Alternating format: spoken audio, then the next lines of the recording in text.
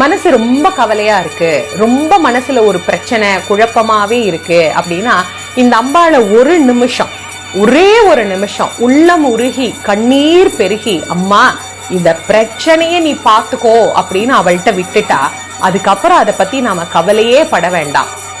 எத்தனை பிறவிகள் எடுத்தாலும் உன்னை தேடி வருவேன் அம்மா, நாடி வருவேன். இரும்பாக நான் பிறந்தால் ஊர்ந்து வருவேன், சித்திரும்பாக நான் பிறந்தால் ஊர்ந்து வருவேன். சிறு கரும்பாக நான் பிறந்தால் கையில் இருப்பேன், செங்கரும்பாக நான் பிறந்தால் கையில் இருப்பேன்.